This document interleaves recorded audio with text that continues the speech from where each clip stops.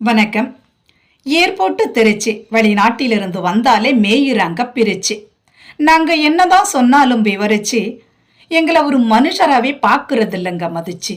ஏதோ கொல்லக்கூட்ட தலைவனையே பிடிச்சிட்டதா நினைச்சு கேள்வி மேல கேள்வி கேட்டு எடுக்கிறாங்க தொலைச்சி.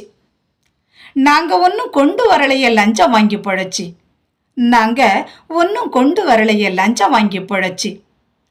சொந்த நாட்டில் பொழைக்க வக்கத்து போய் நடைபெணமா கிடக்குறவங்க அயல் நாட்டுல ஆண்டு கணக்கா அல்லும் பகலும் அயராது உழைச்சி. சொந்த நாட்டில் பொழைக்க வக்கத்து போய் நடைபெணமா கிடக்குறவங்க அயல் நாட்டுல ஆண்டு கணக்கா அல்லும் பகலும் அயராது உழைச்சி.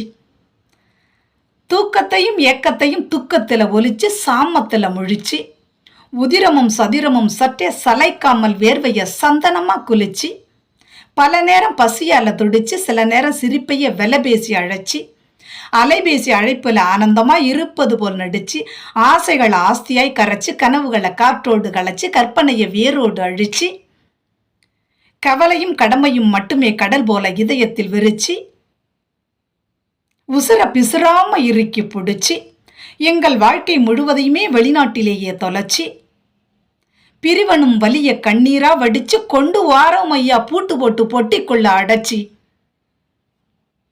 எப்படா போய் என் குடும்பத்தை பார்ப்போம்னு அவளோடு ஓடோடி வந்தாக்க தவிச்சு, ஆளாளுக்கு மணிக்கணக்கா நிக்க வச்சு அராஜகம் பண்றீங்களே மனசையே சுக்கு நூறா உடைச்சி.